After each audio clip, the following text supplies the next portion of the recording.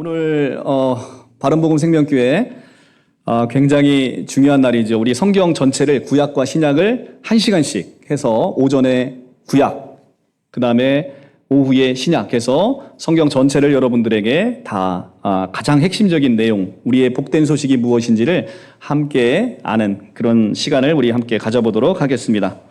자, 오늘 제가 연휴 동안에 하나님이 저를 이 아픈 손가락, 제가 이제 이 수술을 해야 될지 모른다고 하네요. 인대가 거의 끊어진 것 같답니다. 근데, 그 많은 이 워딩을 제가 한자 다, 한 땀 한 땀 제가 여러분을 생각하면서 워딩을 다 했습니다. 그러니까 오늘 정신 바짝 차리시고 오늘 이 말씀 가운데 은혜 받으시기 바랍니다. 자, 오늘 구약 성경, 오늘 창세기 3장을 제가 읽어드렸는데요. 창세기 3장은 너무 중요한 장이죠. 인간이 어떻게 하나님과 원수가 되고 죄 가운데 빠지게 되었는지를 3장에서 이야기를 하고 있습니다.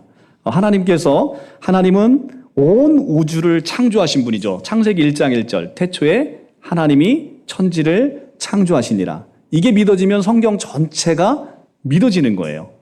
그래서 태초에 온 우주에 하나님이 천지를 창조하시고 특별히 인간을 만드셨는데 그 인간은 자신의 형상을 담도록 만드셨고 그리고 복을 주셨습니다. 창세기 1장 27절에서 28절의 말씀을 한번 보겠습니다. 하나님이 자기 형상 곧 하나님의 형상대로 사람을 창조하시되 남자와 여자를 창조하시고 하나님이 그들에게 복을 주시며 하나님이 그들에게 이르시되 생육하고 번성하고 땅에 충만하라 땅을 정복하라. 네? 그냥 이 정도로밖에는 안 됩니다. 괜찮습니다. 네. 땅을 정복하라. 바다의 물고기와 하늘의 새와 땅에 움직이는 모든 생물을 다스리라 하시니라.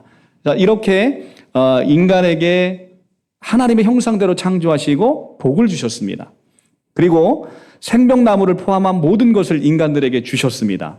그리고 인간에게 너무 풍성한 권한을 주시고 모든 것들의 만물의 영장으로 만드셨기 때문에 인간에게 너무 많은 걸 주셔서 교만해지실까봐 하나님과 인간을 경계를 정하는 선악과를 동산 중앙에 두셨고 이것만은 먹지 말라. 이건 먹으면 네가 하나님처럼 되는 거기 때문에 이거 먹으면 안 되는 것이다.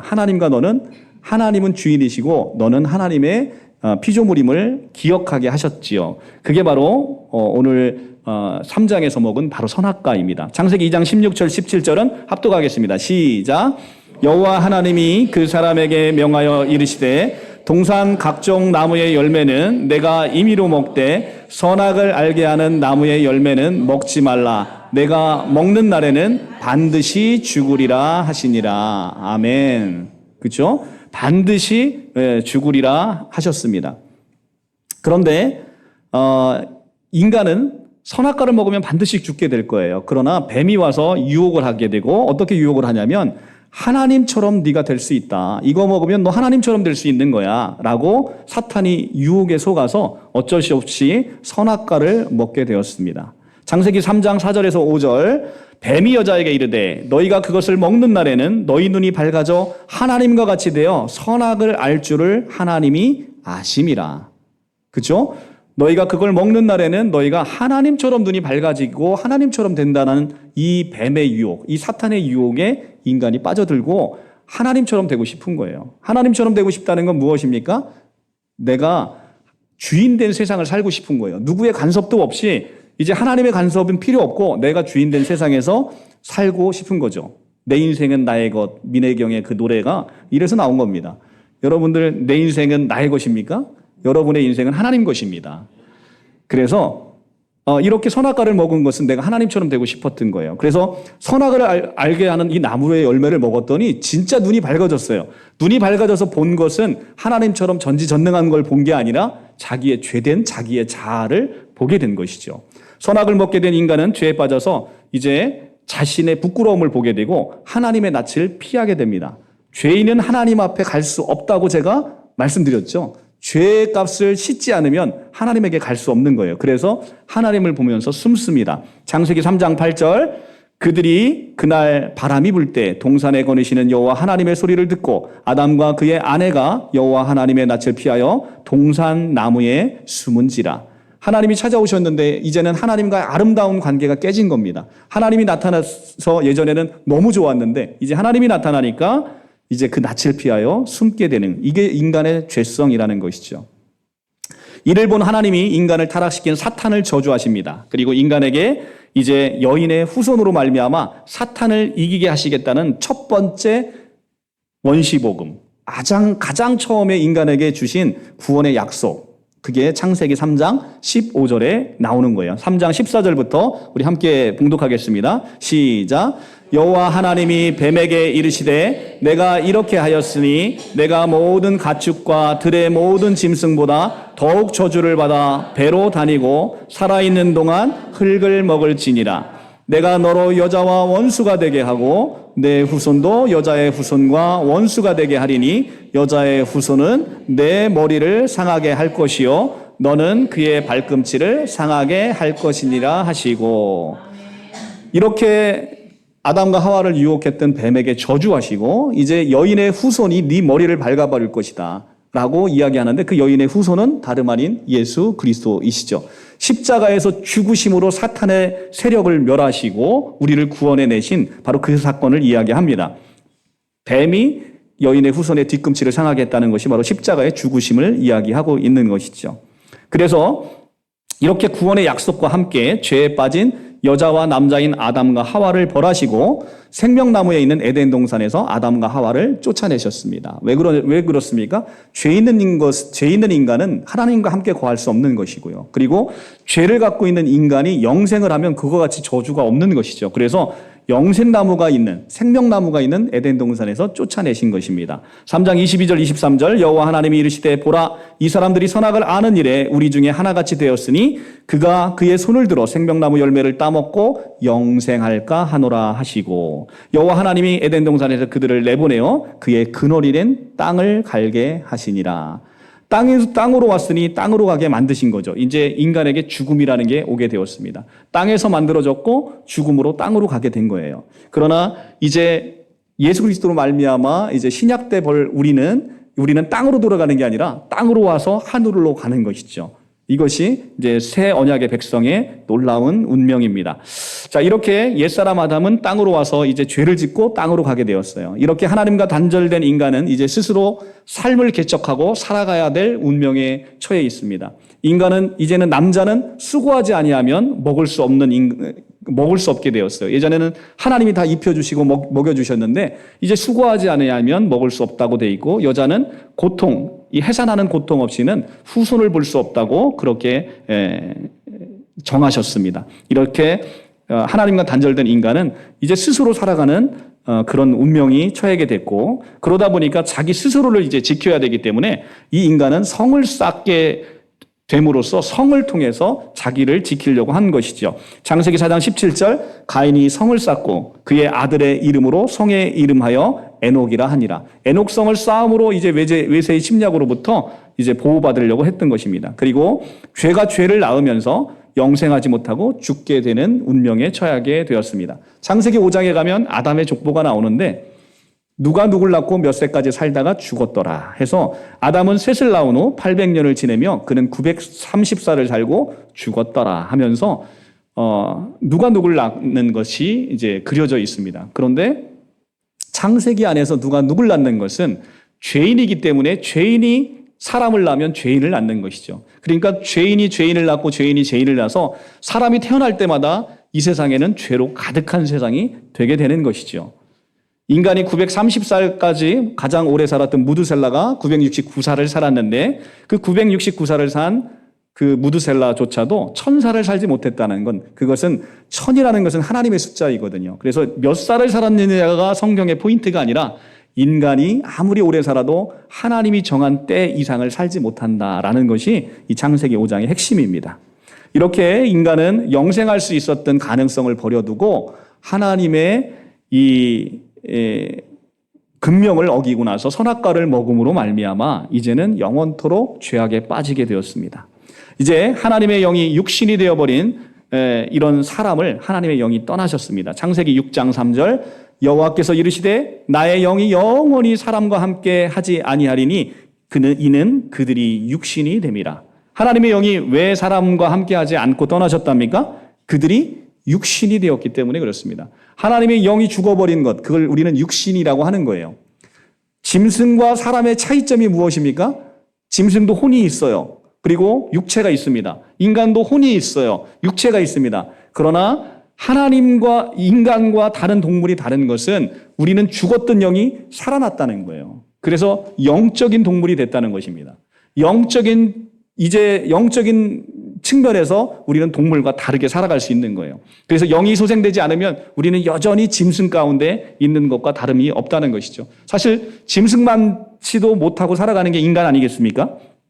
짐승보다도 못하다고 얘기하는 것이 실제 맞습니다. 우리 영이 살아나지 않고 혼으로 살아가게 되면 우리는 짐승보다 못한 인생을 살아가는 것이죠. 그리고 땅 위에 사람을 지으셨음을 한탄하사 사람들을 지면에서 홍수로 쓸어 버리기로 작정하셨어요. 창세기 6장 6절에서 7절 말씀입니다. 땅 위에 사람을 지으셨음을 한탄하사 마음에 근심하시고 이르시되 내가 창조한 사람을 내가 지면에서 쓸어 버리되. 이제 노아의 홍수 사건을 통해서 죄가 죄를 낳고 사람이 사람을 낳을 때마다 죄가 풍성해지잖아요. 죄가 엄청나게 만연해지잖아요. 그렇기 때문에 이제는 하나님이 그것을 한탄하시고 내가 창조한 사람을 지면에서 쓸어버릴 계획을 하고 계시고 노아의 홍수 사건을 통해서 이 일을 단행하시는 것이죠. 그런데 이 중에서 하나님에게 은혜를 입은 사람이 있습니다. 바로 노아라는 사람입니다. 그러나 하나님은 은혜를 입은 노아의 8 식구를 살리심으로 인간의 역사를 이들을 통해서 새롭게 시작하게 하신 것입니다. 인간의 역사를 이어가신 것이죠. 창세기 6장 8절에서 9절입니다. 그러나 노아는 여호와께 은혜를 입었더라. 노아는 당대 의인이요 완전한 자라. 그는 하나님과 동행하였으며. 노아가 여호와께 은혜를 입었다. 그런데 이 노아는 당대 의인이라는 거예요. 이 순서가 바뀌면 우리는 너무너무 힘든 신앙생활을 하게 되는 겁니다. 노아가 은혜를 입었기 때문에 의인인 것이지 의인이기 때문에 은혜를 주신 게 아니라는 거예요. 우리의 종교는 어떻습니까? 우리가 먼저 의인이 되고 절대자에게 비유를 맞추면 그 절대자가 은혜를 베푸는 게 종교 아니겠습니까? 그러나 우리 하나님은 그게 아니라는 거예요. 은혜를 먼저 주시고 은혜를 주신 그 사람으로 하여금 의인이 되고 하나님과 동행하는 자로 삼으시겠다라는 겁니다. 그래서 우리는 기복적인 신앙으로 살아가는 종교가 아니라는 거예요. 하나님이 여러분을 먼저 사랑하신 겁니다. 여러분을 먼저 사랑하셔서 오늘 여러분이 다 이 자리에 오셨음을 믿으시기 바랍니다. 자, 이렇게 노아를 통해서 이제 노아의 홍수 사건으로 다 사람들을 쓸어버리고 노아를 통해서 새로운 하나님의 나라를 세우고자 했는데 노아의 아들 셈과 함께 야벳을 통해서 인류가 다시 번성하기 시작했습니다. 그런데 이들의 언어가 하나이고 이들이 사람이 모이기만 하면 언어가 하나인지라 바벨탑을 만들어서 하나님을 대적하려고 한 거예요. 그게 창세기 11장 1절에서 4절입니다. 온 땅의 언어가 하나요 말이 하나였더라. 서로 말하되 자 성읍과 탑을 건설하여 그 탑 꼭대기에 하늘을 닿게 하여 우리 이름을 내고 온 지면에 흩어짐을 면하자 하였더니. 노아의 후손들이 이제 다시 번성해서 죄를 짓게 되는데 그들은 바벨탑을 건설해서 하늘에 닿아서 하나님처럼 다시 높아지고 싶은 거예요. 그리고 누구의 이름을 내기 위해서? 우리 이름을 내기 위해서 하나님처럼 높아지고자 하는 것입니다. 우리는 어떻습니까? 우리가 무슨 일을 할 때 우리 이름이 드러나지 않으면 실망하지 않습니까? 내가 뭐 좋은 일을 했는데 교회에서 몰라줘. 광고도 안 해. 왠지 서운한 마음이 가슴에 막 와닿지 않습니까? 내 이름을 내기 위해서 우리가 하기 때문에 그렇습니다. 우리는 하나님의 이름을 높여드리는 사람들이에요. 그래서 우리를 그리스도인이라고 부르는 것이죠. 우리는 하나님의 영광을 위해서 부르심을 받았고 살아가는 존재임을 믿으시기 바랍니다. 이렇게 바벨탑으로 인간들이 하나님과 같이 높아지려고 할 때 하나님이 이제는 이 일로 사람들을 흩으셨어요. 흩으시고 첫째, 사람들이 모여서 작당 모의를 하는 이유가 무엇이다? 언어가 하나이기 때문에 그렇다. 그래서 사람들을 흩으시면서 언어를 혼잡게 하셨다라고 이야기를 합니다. 창세기 11장 7절에서 8절입니다. 우리가 내려가서 거기서 그들의 언어를 혼잡하게 하여 그들이 서로 알아듣지 못하게 하자 하시고 여호와께서 거기서 그들을 온 지면에 흩으심으로 그들이 그 도시를 건설하기를 그쳤더라. 언어가 다르니까 이제 모여도 언어가 통하지 않아서 바벨탑 건설을 그쳤더라라고 얘기하고 있습니다. 이래서 우리는 온 대륙으로 이게 셈과 함과 야벳을 통해서 노아의 자손들이 이제는 전 세계로 흩어지면서 언어가 달리 쓰이게 된 이유가 바로 창세기에 나오고 있습니다. 이것이 이제 오순절 다락방을 통해서 성령이 강림하심으로 이제 언어가 통일됩니다. 언어가 통일되고 그리고 성령을 통해서 여기서 흩으셨던 인간들을 다시 하나님께서 부르셔서 한 대로 모으십니다. 그래서 마지막에 거룩한 성 예루살렘을 건설하시는 것, 이것이 요한계시록까지 이어지는 것이죠. 이렇게 창세기에서 흩어졌던 것이, 언어도 흩어졌던 것이 성령을 통해서 하나가 되고 흩어졌던 사람들이 성령을 통해서 이제 다시 모이게 될 것입니다. 이렇게 인간이 하나님을 대적하고 하나님과 원수가 되었을 때 세상에 한 사람을 불러내셔서 이제 하나님의 나라를 세우고자 하셨습니다. 그 사람이 바로 아브라함이라는 사람이었습니다. 창세기 12장 1절입니다. 여호와께서 아브라함에게 이르시되 너는 너의 고향과 친척과 아버지의 집을 떠나 내가 내게 보여주는 땅으로 가라. 갈대아 우르에 살고 있었던 아브라함을 그 살던 곳에서 떠나게 하셨습니다. 이것이 바로 회개의 시작인 거예요. 우리의 회개라는 것은 우리의 현재의 죄된 자리를 떠나는 것, 죄돼서 우상을 섬기고 있는 그곳을 떠나는 것이 하나님의 자녀가 되는 첫걸음인 것이지요. 이렇게 아브라함을 불러내셨듯 우리도 세상의 죄된 곳에서 우리를 부르셔서 하나님의 거룩한 성전을 만드시게 되신 거죠. 자, 그리고 이 아브라함과 아브라함의 후손을 축복하셨습니다. 창세기 12장 2절 내가 너로 큰 민족을 이루고 내게 복을 주어 내 이름을 창대하게 하리니 너는 복이 될지라 라고 아브라함과 그 후손을 축복하셨습니다. 그리고 창세기 15장 5절에 하늘을 우러러 뭇별을 셀 수 있나 보라. 또 그에게 이르시되 내 자손이 이와 같으니라. 아멘. 자손들이 엄청나게 번성하게 하늘의 별보다도 많게 해주시겠다고 약속하신 겁니다. 그리고 영원한 하나님의 땅을 약속하셨습니다. 창세기 13장 15절 보이는 땅을 내가 너와 내 자손에게 주리니 영원히 이르리라. 그리고 이렇게 아브라함에게 축복하신 축복은 신약 성경에 보니까 아브라함에게만 하신 축복이 아니라 여러분에게도 여러분 인생을 축복하시고 여러분 자녀를 축복하시고 여러분의 삶을 축복하셨다고 나옵니다. 로마서 4장 23절에서 24절은 합독하겠습니다. 시작. 그에게 의로 여겨졌다 기록된 것은 아브라함만을 위한 것이 아니요 의로 여기심을 받을 우리도 위함이니 곧 예수 우리 주를 죽은 자 가운데서 살리신 이를 믿는 자니라. 아멘. 이렇게 아브라함의 후손들을 축복하시는데 성경은 놀라운 것이 뭐냐면 이게 아브라함에게만 주신 축복이 아니라 성경을 읽고 있는 우리 모두를 축복하신 축복이다라고 사도 바울이 구약 성경을 풀어줍니다. 얼마나 놀랍습니까? 그러니까 이 성경은 누구에 대한 책이다? 나에 대한 책이다. 나에 대한 책이다. 그러니까 하나님이 나를 얼마나 축복하셨는지를 알고 싶으면 이 성경을 보시면 되겠죠. 그러니까 성경이 놀라운 겁니다.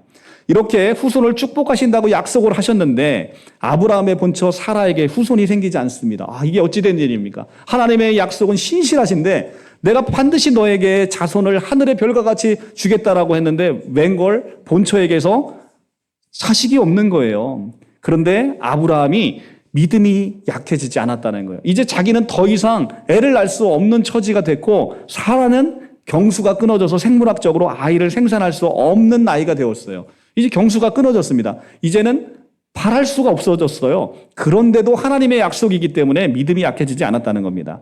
그래서 결국은 생물학적으로는 아이를 생산할 수 없는 나이 100세 그리고 사라는 경수가 끊어진 그 나이에 드디어 이삭을 임신해서 낳게 하셨습니다. 할렐루야.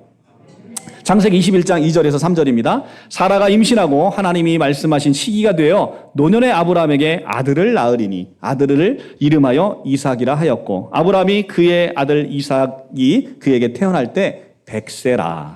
이 100세가 되는 나이 100이라는 숫자가 굉장히 상징적인 숫자이죠. 100은 하나님의 온전수입니다. 하나님이 약속하신 때까지를 채워서 이제는 너의 육신의 노력이 아니라 하나님의 은혜로 주는 것이라는 이 이삭에 대한 선물은 이삭은 누굽니까? 오실 예수 그리스도에 대한 예표이죠. 우리 안에 예수 그리스도의 생명이 우리 안에 태어났잖아요. 이것이 여러분이 노력해서 태어난 게 아니라 여러분이 바랄 수 없는 중에 우리가 아무 기대와 소망이 이제는 사그라들었을 때 하나님의 은혜로 거저 값없이 주셨다는 것을 우리에게 보여주는 거예요. 그 숫자가 바로 100이라는 숫자입니다. 하나님의 때, 하나님이 가장 좋은 모습으로 가장 위대하게 여러분을 축복하신다라고 얘기하시는 것이죠.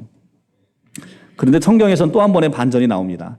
그런데 이렇게 바랄 수 없는 중에 낳은 그 귀한 아들 이삭을 하나님이 번제로 바치라고 하십니다. 이게 웬 청천벽력과 같은 소리입니까? 창세기 2장 2절입니다. 합독하겠습니다. 시작. 여호와께서 이르시되 내 아들 내 사랑하는 독자 이삭을 데리고 모리아 땅으로 가서 내가 내게 일러준 한 산 거기서 그를 번제로 드리라. 아멘. 자, 우리가 이렇게 귀하게 주셨던 그 유일한 아들 이삭을 하나님께서 번제로 드리라는 거, 잡아 죽여서 태워서 하나님께 바치라는 겁니다. 이게 하나님, 이게 웬일입니까? 이 이삭을 통해서 하늘의 별과 같이 자손을 축복하시겠다고 하나님의 약속이 이제는 말짱 도루묵이 되는 것 같이 들리게 되었습니다. 이렇게 청천벽력과 같은 소리였지만 아브라함은 하나님의 명령에 순종해서 아들을 바치려고 했습니다. 그래서 모리아산으로 가서 이삭을 막 죽이려고 할 때 하나님의 아들 이삭을 살려 보내시는 하나님의 은혜를 경험하게 되고 그 미리 준비된 순양으로 번제를 드리고 내려옵니다. 창세기 22장 12절에서 13절입니다. 사자가 이르시되 그 아이에게 내 손을 대지 말라. 그에게 아무 일도 하지 말라. 내가 내 아들 독자까지 내게 아끼지 아니하였으니 내가 이제야 내가 하나님을 경외하는 줄 아노라. 하나님이 눈을 들어 살펴본즉 한 순양이 뒤에 있는데 뿔이 그 숫풀에 걸려 있는지라. 아브라함이 가서 그 순양을 가져다가 아들을 대신하여 번제로 드렸더라. 이 이삭이 죽을 뻔했다가 다시 살아나는 것은 예수 그리스도께서 죽으시고 다시 부활하실 것을 우리에게 알려주고 있는 거예요. 그래서 우리의 옛사람, 첫사람으로 준 그 아담은 죽어야 되는 거예요. 그 아담은 죽고 이제 새롭게 태어나는 생명으로 들어가게 되는 것이죠. 우리가 좀 있으면 보겠지만 모세는 출애굽 이후에 가나안 땅에 들어가지 못하죠. 모세가 못 들어가는 것은 어떤 영적인 의미가 있습니까? 모세는 율법의 상징이에요. 율법은 우리의 노력의 상징이고요. 우리의 노력으로 절대 그 땅에 들어갈 수 없음을 보여주는 거예요. 그 땅은 누가 들어갑니까? 여호수아가 대장돼서 들어가는 거예요. 그 땅은 하나님의 그 가나안 땅, 새하늘과 새 땅은 예수가 대장되어서 우리 대장돼서 우리와 함께 들어가는 땅, 모세로는 절대 들어가지 못하는 땅, 우리의 노력과 우리의 선행으로는 절대 들어가지 못하는 땅이 바로 하나님의 나라이다라는 걸 보여주고 있는 겁니다. 오늘 이삭의 이 죽음을 통해서 이삭이 죽을 뻔했지만 하나님께서 미리 준비하셨죠. 우리가 이제는 죄로 사망으로 우리는 죽어야 되는 거예요. 그리고 이제는 그 죽을 뻔한 우리를, 영원히 죽을 뻔한 우리를 예수 그리스도께서 우리의 양이 되셔서 대신 죽으셨죠. 차라리 여기 뿔에 걸려, 이 뿔이 숫풀에 걸려 있는 순양은 예수 그리스도의 십자가의 죽으심을 예표하고 있다. 그분이 죽으심으로 우리가 살아나게 되는 것을 구약 성경부터 보여주고 있는 것이죠. 자, 이렇게 시작된 믿음의 가문 아브라함은 이삭이 야곱을 낳고 야곱이 12아들을 낳으면서 번성하기 시작합니다. 창세기 35장 22절입니다. 야곱의 아들은 12이라. 그래서 구약 성경에서 12이라는 숫자는 굉장히 중요한 숫자예요. 야곱으로부터 이스라엘의 12아들이 시작됐고 12지파가 시작됐기 때문에 성경에서 12이다 하는 것은 하나님을 믿는 백성의 전체의 숫자를 가리키고 있다. 그러면 구약의 12, 신약의 예수님의 12제자 합치면 24, 24장로로 나오는 것은 바로 이렇게 구약과 신약에 믿는 모든 사람들을 통칭하는 숫자이다 라는 것을 우리가 알 수 있게 되는 숫자입니다. 그리고 이렇게 야곱이 12아들을 낳고 이들이 번성하기 시작했습니다. 그리고 그 아들 중에서 이제 이 가나안 땅에 굉장히 흉년이 들어서 야곱의 아들 요셉이 총리로 있던 애굽에 정착하기 시작합니다. 그리고 그 후손이 날로 번창해서 애굽에 요셉을 알지 못하는 왕이 나타나서 이제는 애굽에도 계속해서 번성할 동안 왕이 바뀔 거 아니겠습니까? 요셉이 있을 동안은 이들이 평안하게 살았지만 요셉을 알지 못하는 왕이 나타나서 이들의 번성함을 두려워해서 이스라엘 백성들을 종으로 삼아서 강제 노동에 삼아서 고통을 받게 합니다. 출애굽기 1장 8절에서 9절입니다. 요셉을 알지 못하는 새 왕이 일어나 애굽을 다스리더니 그가 그 백성에게 이르되 이 백성 이스라엘 자손이 우리보다 많고 강하도다. 이스라엘 자손의 일을 엄하게 시켜 어려운 노동으로 그들의 생활을 괴롭게 하니. 이때 이스라엘 백성들이 고통을 당하고 하나님께 부르짖습니다. 그래서 이들의 고통을 들으시고 하나님께서 모세를 불러 이들을 출애굽시키려고 작정하십니다. 출애굽기 3장 9절에서 10절입니다. 이제 가라. 이스라엘 자손의 부르짖음을 내게 달하고 애굽 사람이 그들의 괴롭히는 학대를 내가 보았으니 이제 내가 너를 바로에게 보내어 너에게 내 백성 이스라엘 자손을 애굽에서 인도하여 내게 하리라. 모세를 통해서 고통받고 있는 애굽에서 이스라엘 백성들을 이제 구원하고자 하나님이 작정하셨습니다. 모세와 아론에게 명하여 애굽 왕 바로에게 이스라엘 백성들을 그 땅에서 내보내라고 경고하십니다. 하나님의 명을 전하는데 바로 왕이 들어요, 안 들어요? 안 듣지요. 바로 왕은 이스라엘 백성들을 순순히 놓아주지 않습니다. 출애굽기 7장 3절에서 4절입니다.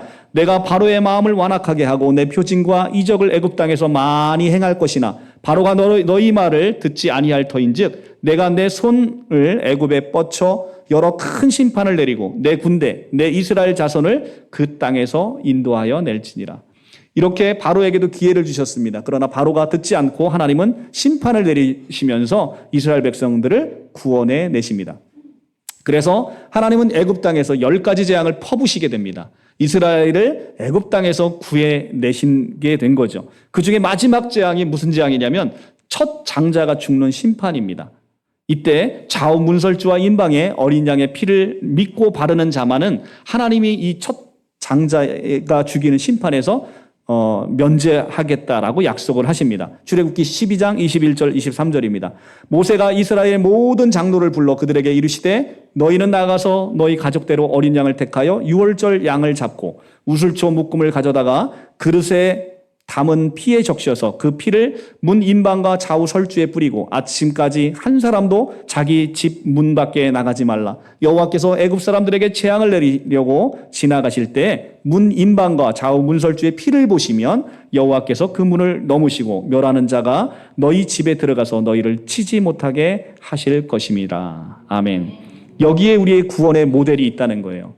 우리는 어린 양의 피를 바른다고 하나 그 심판에서 우리가 벗어날 수 있을까라고 생각을 하죠. 그런데 어떻습니까? 하나님의 약속대로 좌우 문설주와 인방의 어린 양의 피를 바른 자는 살아요, 못 살아요?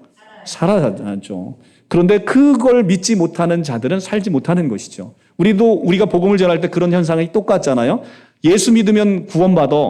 에이, 뭐 예수 하나 믿는다고 그 구원받을 수 있어. 그게 말이 돼. 그 말을 믿지 못하는 자는 죽게 되는 거예요. 우리가 노아의 방주 사건도 우리의 구원의 모델과 똑같지 않습니까? 노아의 방주, 이제 하나님이 120년 지나면 홍수 심판을 내릴 거야. 그러니까 너희들이 방주를 짓고 그 안에 들어가야 살 것이다. 그런데 그 이야기를 들은 사람은 살지. 이야기를 못 들은 사람은 어떻습니까? 죽어버리는 거예요. 근데 그 안에 있는 사람은 어떠함은 중요치 않은 거예요. 노아의 방주 안에 정말 죄 많은 인간이 들어가 있어요.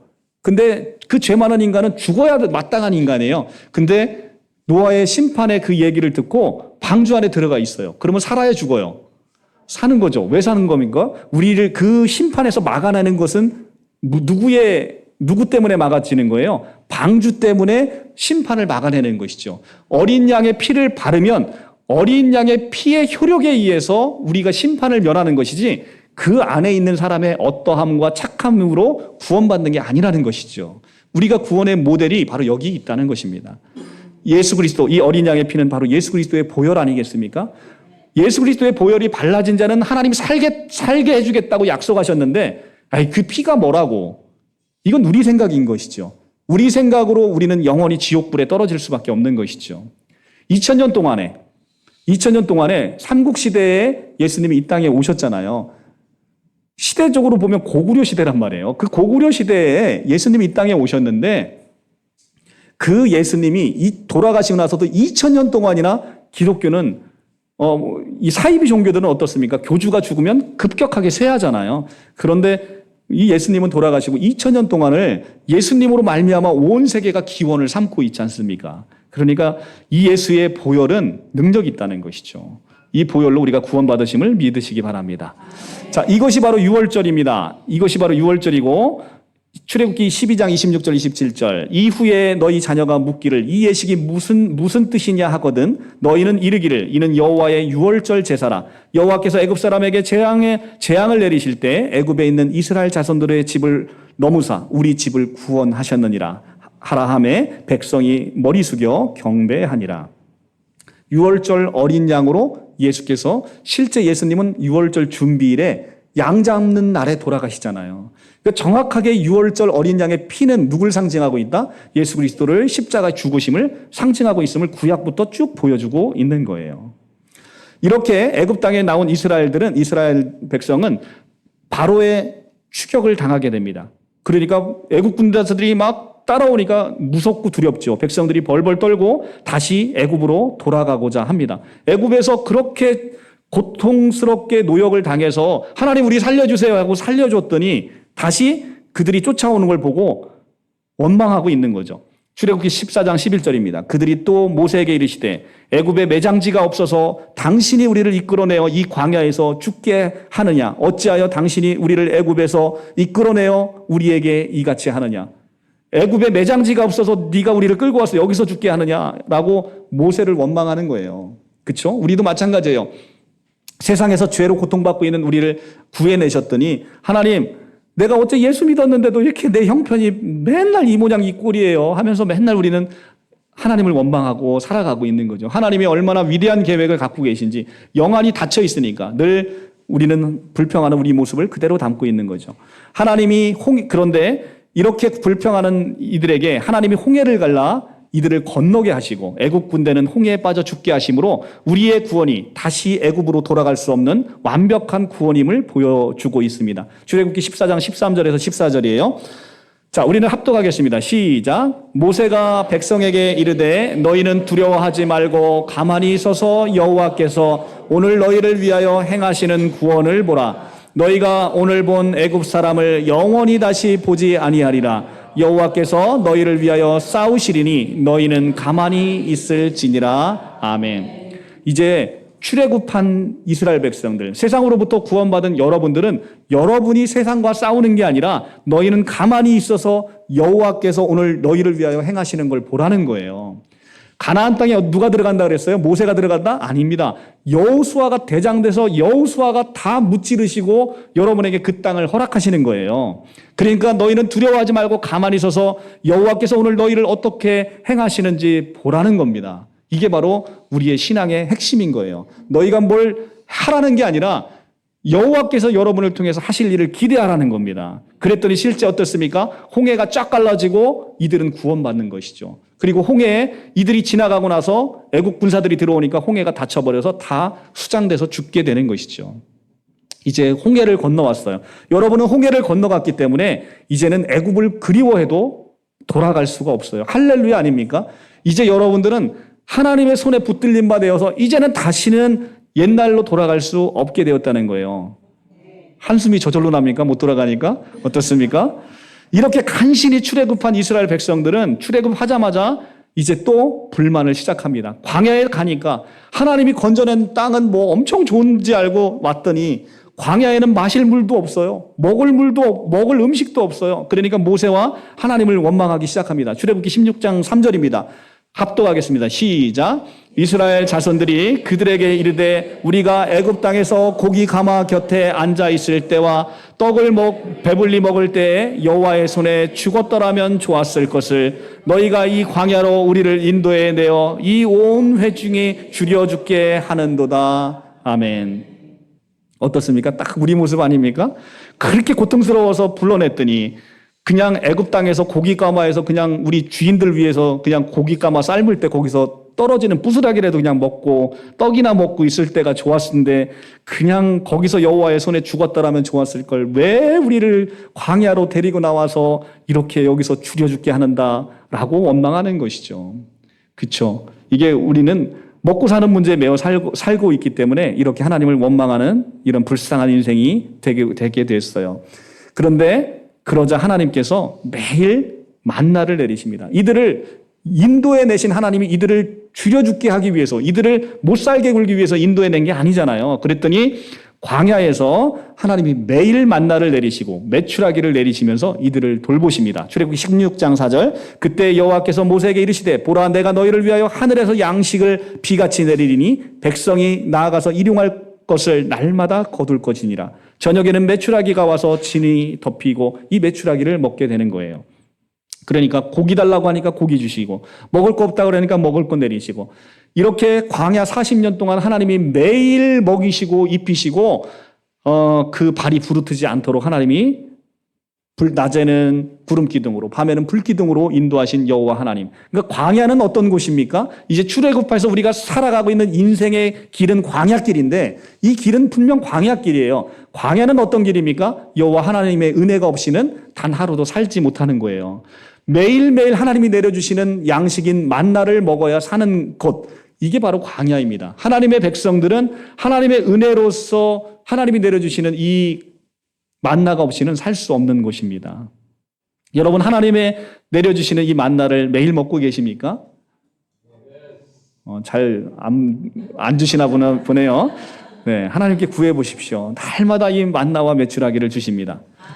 자, 그리고 이렇게 하나님은 이제 출애굽한 백성들에게 모세를 불러서 신의 산으로 부르셔서 율법을 주십니다. 이것을 우리는 첫 언약이라고 부르고 있는 것인데요. 그 핵심은 이렇습니다. 너희가 내 말을 잘 듣고 내 언약을 지키면 너희는 모든 민족 중에 내 소유가 되겠고 너희가 내게 대하여 제사장 나라가 되며 거룩한 백성이 되리라 하셨습니다. 자, 여기서 가장 핵심은 뭐냐면 너희가 내 말을 잘 듣고 내 언약을 지키면이라는 거예요.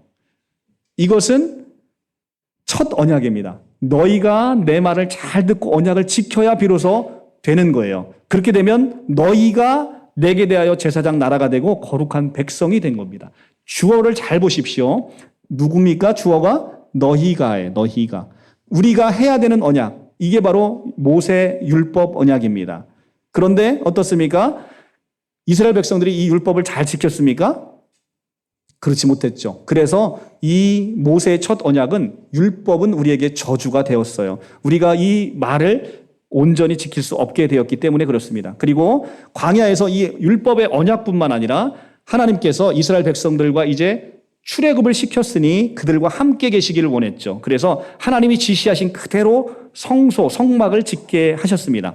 출애굽기 25장 8절 9절입니다. 내가 그들 중에 거할 성소를 그들이 나를 위하여 짓되 무릇 내가 내게 보이는 모양대로 장막을 짓고 기구들도 그 모양을 따라 지을지니라. 이제 하나님이 지시하신 그대로의 그곳에 하나님이 임재하시겠다라고 해서 장막을 짓고 거기에 이제 하나님이 거하시게 됩니다. 이렇게 성소가 지어졌어요. 성소가 지어지고 나서 여호와의 영광이 낮에는 구름 기둥으로 밤에는 불 기둥으로 임하셔서 이스라엘 백성들이 들어갈 그 땅을 인도하시면서 늘 장막을 움직일 때 이스라엘 백성들이 따라 움직이도록 그렇게 했습니다. 출애굽기 40장 34절에서 38절입니다.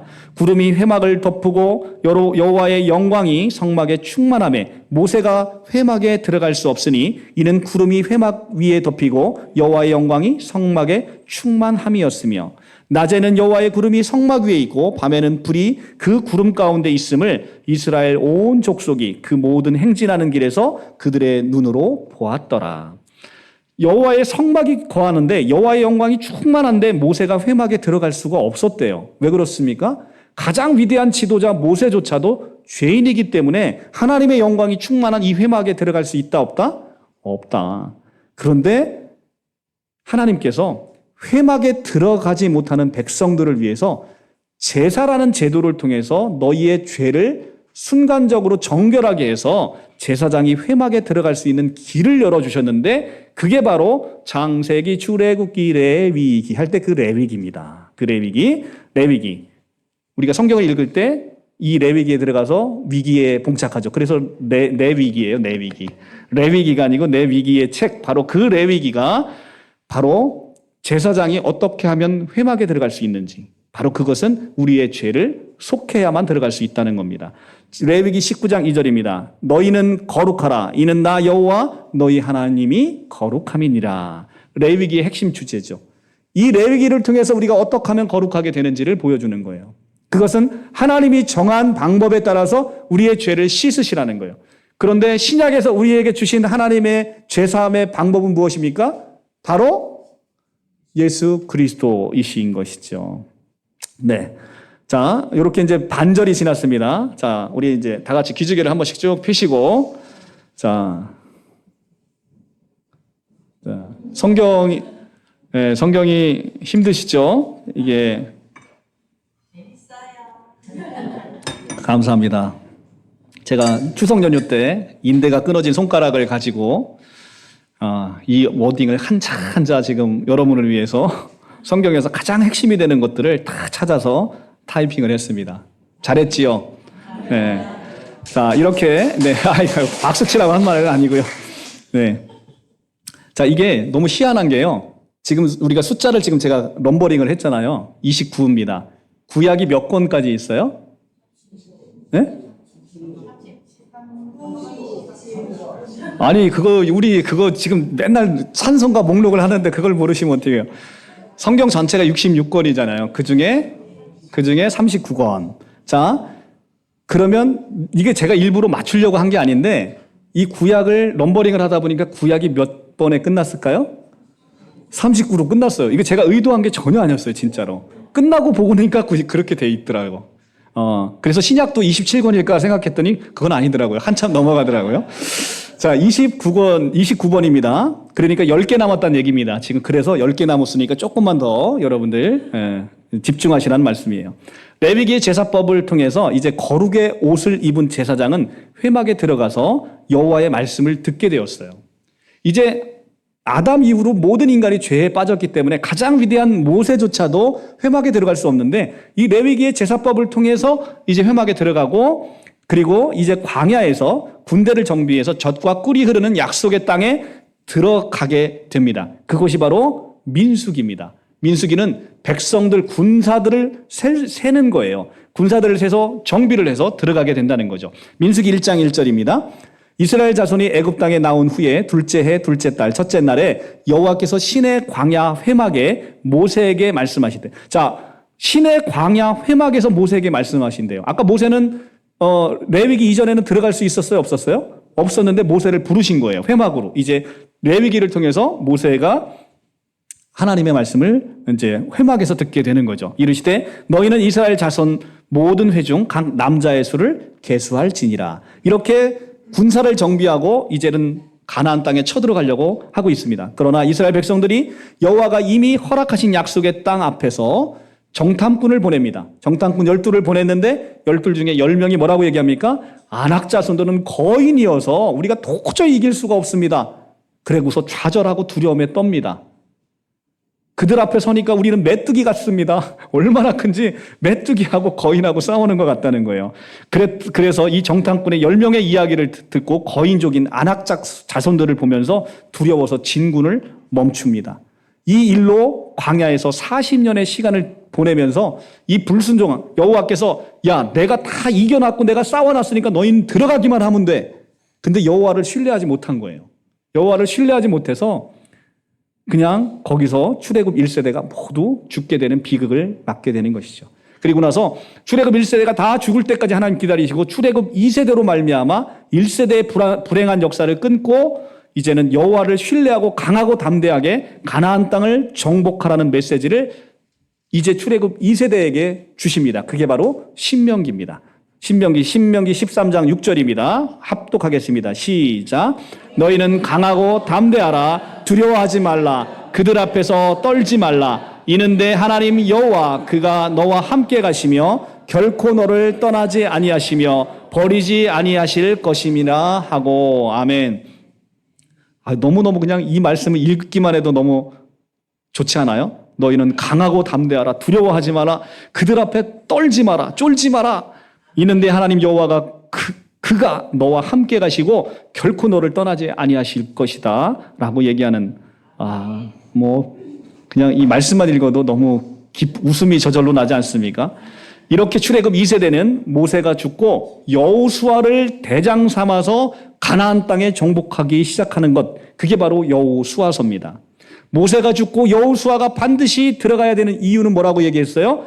우리의 노력으로 가나안 땅에 들어가는 게 아니야. 모세의 율법을 네가 율법 잘 지키고 그래서 구원받는 거 아니야. 이 구원은 하나님이 이미 승리하셔서 너에게 선물하는 거야. 그 대장이 바로 여호수아, 예수와 바로 예수를 이야기하는 것이죠.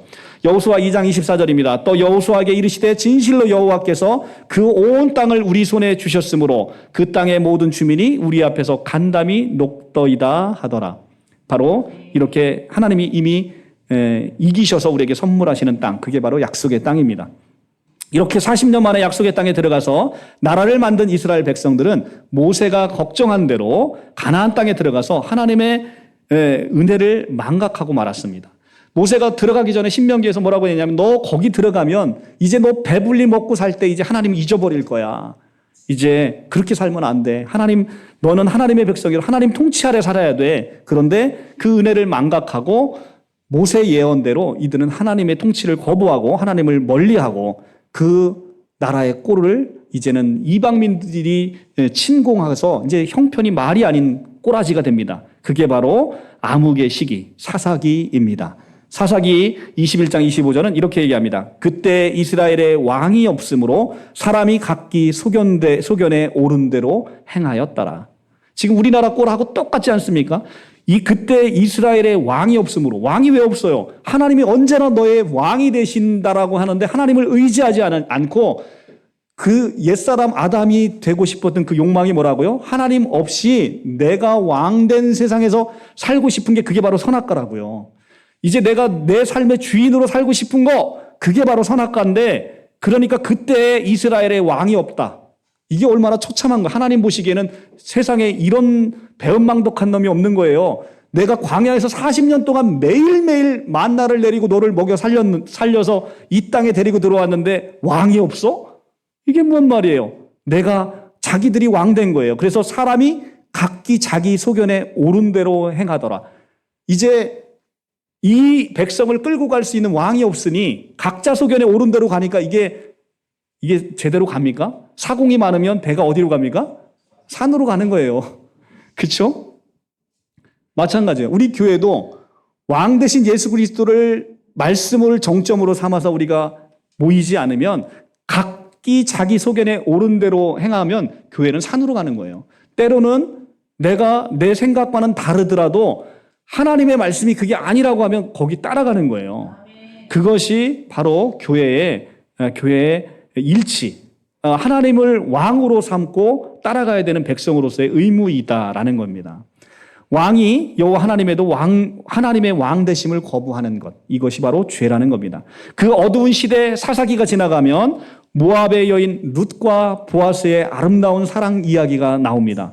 룻기 읽어보시면 여러분요 가슴이 따뜻해집니다. 그 암흑의 시기에 피어나는 한 딸기 장미, 이것이 바로 룻기입니다. 그래서 이 모압 여인 룻기는 보아스와 결혼해서 다윗 왕의 증조모가 되고 룻과 보아스를 통해서 이제 다윗 왕이 출생을 하고 이스라엘의 통일 왕국이 시작이 됩니다. 그 사이에 사무엘 상하를 통해서 사무엘 선지자를 통해서 사울 왕을 세우고 그 사울 왕을 패하신 다음에 다윗 왕을 세우면서 이제 통일 왕국에 이제 솔로몬까지 사울 1대 왕, 2대 왕, 다윗, 3대 왕, 솔로몬 해서 통일 왕국이 이어지게 되고 열왕기 상하가 그래서 거기서 이제 나타나고 역대기 상하도 마찬가지입니다. 그래서 이스라엘의 역사가 이렇게 통일 왕국으로 시작되고 있습니다. 사울과 다윗 그다음에 솔로몬으로 이어지는 이 통일 왕국은 이제 솔로몬이 죽고 남유다와 북이스라엘로 분열이 되고 맙니다. 그리고 이들이 하나님을 믿지 아니하는 이방 민족에 의해서 이들은 철저히 또 하나님의 통치를 거부하고 또 하나님을 배역함으로 말미암아 이방 민족의 침략을 받아서 북이스라엘은 기원전 722년 아수르에 의해서 멸망을 당하고 남유다는 기원전 586년에 바벨론에 의해서 각 멸망을 당하는 게 이게 이스라엘 역사입니다. 실제로 우리나라에 이런 역사가 있듯 이스라엘 이런 역사로 멸망을 당하게 됩니다. 이스라엘 백성들이 이제 포로로 잡혀가니까 얼마나 극심한 고통을 당하겠습니까? 우리가 일제시대 때 우리 선조들이 극심한 고통을 당했듯 이들은 이 포로 생활을 통해서 부르짖습니다. 하나님, 도대체 하나님이 계시기는 한 것이냐? 왜 이렇게 우리가 하나님의 백성인데 우리가 고통을 당해야 되느냐라고 하면서 자기들의 잘못을 생각하지 못하고 끊임없이 하나님을 원망하게 되는 거죠. 그런데 하나님은 선지자들을 세워서 이 배역한 이스라엘에게 회개하고 돌아오라고 끊임없이 말씀하십니다. 그리고 그런데도 불구하고 이스라엘은 결국 하나님을 온전히 섬기지 못하고 하나님을 원망하고 있죠. 예레미야 3장 12절입니다. 여호와께서 이르시되 배역한 이스라엘아 돌아오라. 나의 노한 얼굴을 너에게 향하지 아니하리라. 나는 긍휼이 있는 자라. 노를 한없이 품지 아니하리라. 여호와의 말씀이니라. 아멘. 자, 배역한 이스라엘아 돌아오라. 나는 노한 얼굴을 너에게 향하지 않고 나는 긍휼이 많은 자라고 이야기를 하시면서 그렇게 끊임없이 하나님을 거역해도 하나님이 끊임없는 인내심으로 자식이 돌아올 때를 기다리고 있어요. 그랬는데 말라기에서 가면 이렇게 얘기합니다. 여호와께서 얘들아 내가 너를 참으로 많이 사랑하였노라 라고 얘기를 하니까 너희는 이르기를 주께서 언제 우리를 사랑하셨나이까? 이렇게 얘기하는 거예요. 어때요? 우리가 부모 자식 지간에 싸울 때 똑같죠? 내가 너를 어떻게 키웠는데 아니 엄마가 언제 나한테 사랑을 베푼 적이 있냐? 딱 그 얘기가 지금 말라기의 말씀이 딱 여기에 나오는 거예요. 우리 성도님 왜 이렇게 그렇게 크게 웃으세요? 집에서 날마다 하시는 얘기가 여기에 나오는 거예요? 여호와께서 이렇게 얘기하세요. 여호와께서 내가 너를 사랑하였노라 하나 너희는 이르기를 주께서 언제 어떻게 우리를 사랑하셨나이까? 이게 바로 패역한 이스라엘 백성이 우리의 모델처럼 우리의 삶 속에서 우리가 늘 여호와를 그렇게 그죠? 내가 좀 형편이 어렵고 내가 고통받으면 하나님이 언제 나를 사랑하셨습니까? 아니야. 내가 너를 사랑하고 네가 아플 때 내가 늘 너와 함께 있고 반드시 내가 너에게 축복할 것을 내가 약속했잖아. 조금만 더 인내하고 참아봐. 내가 반드시 너를 그 세상 가운데 건져내고 너를 축복할 거야 라고 이야기하는데 우리 백성들이 그것을 믿지 아니하는 것이죠. 자, 그럼에도 하나님이 끊임없이 선지자를 보내서 여호와가 우리를 죄에서 구원하시기 위해 시온에 오시겠다라고 언약하십니다. 야, 이제 너희로는 안 되겠다. 내가 직접 너희를 구원할 구원자를 보내서 너희가 나의 법을 온전히 성취하게 하는 그 한 사람을 보내서 너희를 구원해내야 되겠다라고 이사야서를 통해서 우리에게 알려주십니다. 외치는 자의 소리가 이르되 너희는 광야에서 여호와의 길을 예비하라. 여호와의 영광이 나타나고 모든 육체가 그것을 함께 보리라. 여호와의 길을 예비해라. 내 여호와가 직접 가서 너희를 구원해내겠다. 너희를 그 삶 가운데 죄악 가운데서 구원해내겠다. 너희가 끊임없이 배역하는 그 자리에서 내가 구원해내겠다. 이사야 59장 20절 여호와의 말씀이니라. 구속자가 시온에 임하여 야곱이 자손 가운데서 죄가를 떠나는 자에게 임하리라. 구속자인 그 여호와 하나님께서 시온에 임한답니다. 이 시온은 어디입니까? 바로 예루살렘이죠. 예루살렘이 신약에 와서 뭘로 바뀐 거예요? 바로 영적 예루살렘인 교회 공동체로 바뀌는 거죠.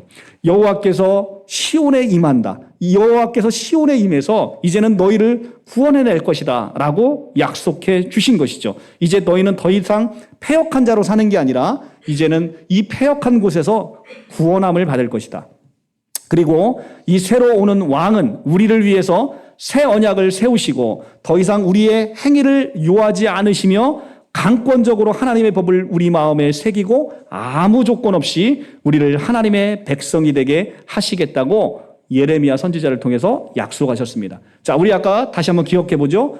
옛 언약의 핵심은 무엇입니까? 너희가 내 말을 잘 듣고 내 법을 지키면 이라는 조건부 언약이었잖아요. 그러면 너희가 내 백성이 되리라. 그래서 주어가 바로 우리 자신이었었어요. 너희가 해야 되는 언약이었어요. 그러나 예레미야 선지자를 통해서 우리에게 새 언약의 말씀을 주셨는데 이 새 언약은 바로 이것입니다. 여호와의 말씀이니라. 보라 날이 이르르니 내가 이스라엘 집과 유다 집에 새 언약을 맺으리니 이 새 언약은 내가 그들의 조상의 손을 잡고 애굽 땅에서 인도하여 내던 날에 맺었던 옛 언약과 같지 아니할 것은. 새 언약과 옛 언약은 같대요, 다르대요? 다르대요. 그러면 무엇이 다른지가 밑에서 나오는 거예요. 이게 가장 중요한 겁니다. 이걸 모르니까 우리 신앙이 불행해지는 거예요. 내가 그들이 남편이 되었어도 그들이 내 언약을 깨뜨렸습니다. 구약은 그랬죠. 그러나 내가 그날 후에 내가 이스라엘 집과 맺을 언약은 이러하니 곧 내가 나의 법을 그들 속에 두며 그들 마음에 기록하여 나는 그들의 하나님이 되고 그들은 내 백성이 될 것이다. 여호와의 말씀이니라. 여기에 조건이 있어요, 없어요? 너희가 내 말을 잘 들으면, 잘 지키면 조건이 있어요, 없어요? 없어요. 이게 바로 새 언약의 놀라운 선포예요. 이제 무조건 하나님이 우리 마음속에 이 하나님의 법, 율법을 이루어서 그냥 선물하겠다는 거예요. 너는 그냥 법을 지킨 자, 이렇게 간주해 주겠다는 거예요. 그래서 너희가 하나님의 백성이 되는 게 아니라 내가 먼저 너희의 하나님이 된다는 거예요. 내가 될 거야. 내가 될 거야. 네가 뭘 지켜서가 아니라 내가 될 거야. 이렇게 하시면서 예레미야 선지자를 통해서 이렇게 우리가 하나님이 강권적으로 우리에게 하나님의 백성이 되는 놀라운 축복을 주시겠다고 예언을 하시고 그 구속자, 그 예언자가 어떻게 오시는지 구약에서 하나하나 우리에게 보여주셨습니다. 구약 성경은 이렇게 해서 이 오시겠다고 한 구원자이신 여호와께서 어떻게 오시고 어디로 오시고 오셔서 무엇을 할 것인지를 우리에게 알려주셨다는 겁니다. 첫째는 하나님의 아들로 나시겠다라고 이야기를 하고 이게 마태복음 3장 17절에서 그대로 성취됩니다. 그리고 아브라함의 씨로 나시겠다고 창세기 22장 18절에서 이야기하고 갈라디아서 3장 16절에서 그리고 마태복음 1장 1절에서 이 아브라함과 다윗의 자손 예수 그리스도의 계보라라고 하면서 정확하게 아브라함의 씨로 나시게 되죠. 그리고 이새의 가계에서 나실 것을 예언하시고 다윗의 후손으로 오실 것을 예언하셨습니다. 그리고 하나님이 동정녀 탄생을 이사야 7장 14절에서 예언하시고 마태복음에서 이렇게 정확하게 성취됩니다. 그리고 베들레헴에서 출생하실 것을 미가서 5장 2절 베들레헴아 너는 가장 작을지라도 너희 안에서 바로 이 놀라운 구원자가 나타날 것이다 라고 베들레헴에서 출생할 걸 예언하셨는데 이게 마태복음 2장 5절에서 6절에서 정확하게 베들레헴에서 출생하시죠. 그리고 태어나시고 나서 애굽으로 피난 가실 걸 예언하셨는데 정확하게 그게 이루어지죠. 헤롯이 2살 아래 아이를 다 죽여서 슬픔에 겪을 거라는 예언도 성취되고 백성들에 의해서도 배척받을 것도 이사야서가 미리 예언하시고 그 다음에 채찍을 당하실 것도 미리 예언하시고 그가 여호와로 불리실 것도 예언하시고 그리고 제사장으로 왕으로 오실 것도 예언하시고 성령이 강림하실 것도 예언하시고 그리고 낙이 타고 예루살렘에 입성하실 것도 예언하시고 갑자기 이 얘기하니까 오늘 우리 이만희 총회장님께서 오늘 딱 오신다고 아까 동영상 봤죠? 막 흰무리들이 도열을 했는데 여기 올 때까지는 벤츠 마흐바흐 그걸 타고 오시다가 다 와갖고 낙이 타고 입성하려고 이거 흉내내기 위해서 캐스퍼를 갈아타고 이렇게 쭉 오고서 이렇게 환영받는다는 거 아닙니까? 그게 뭡니까 그게? 하여튼 우리 예수님은 낙이 타고 예루살렘에 입성하신다는 예언이 있고 실제 낙이 타고 들어가셨잖아요. 그리고 배반당하시고 은 30냥에 팔릴 게 스가랴서에 그대로 예언되어 있고 십자가에서 죽으실 것이 그대로 예언되어 있고 십자가 죽으신 후에 귀인들이 예수님의 옷을 제비 뽑을 것을 예언되어 있고 뼈가 꺾이지 않을 것도 예언되어 있고 부자의 묘지에 안장돼서 아리마대 요셉의 묘지에 안장됐죠. 그리고 부활하시고 승천하실 것도 예언되어 있고 그대로 이루어집니다. 그리고 하나님의 우편에 앉을 것도 예언되어 있고 그 다음에 거짓 증인들에게 고소될 것도 예언되어 있고 하여튼 엄청나게 예언되어 있고 다 예언되어 있고 마지막 예언 내가 다시 오겠다. 내가 속히 오겠다. 그리고 너희의 모든 고난과 고통 가운데 너희를 해방하실 것이다 라고 예언하시고 이제 하늘로 승천하셨죠. 이 놀라운 예언 중에 오직 이루어지지 않은 것 딱 단 하나 내가 다시 오겠다. 그것을 우리는 기다리고 살아가는 것. 그래서 예수님이 이렇게 구약에서 정확하게 예언되어 있는 대로 오셨다는 거죠. 몇백 년 전에 예수님 오시기 전에 심지어는 2000년 전부터 예언이 되어 있는 게 신약에서 정확하게 이루어져 있음을 그 2000년 후대의 사람들이 역사로 보증하는 것. 그게 바로 예수 그리스도예요. 우리가 예수 그리스도께서 이 역사가 거짓이면 우리는 다 헛된 것을 믿고 있는 것이죠. 너희가 바라는 것이 다만 이 세상의 삶뿐이면 너희는 많은 사람들 가운데 더욱 불쌍한 자니라 말씀하신 거죠. 우리는 이 예수로 말미암아 소망을 갖게 되는 것을 이 성경을 예언과 성취를 통해 정확하게 볼 수 있는 것. 역사 안에서 세계의 역사 안에서 이걸 보게 된다는 것이죠. 그러니까 이분으로 말미암아 이분이 미국 사람도 아니에요. 로마 사람도 아닙니다. 그때 가장 강대국인 로마 사람도 아니에요.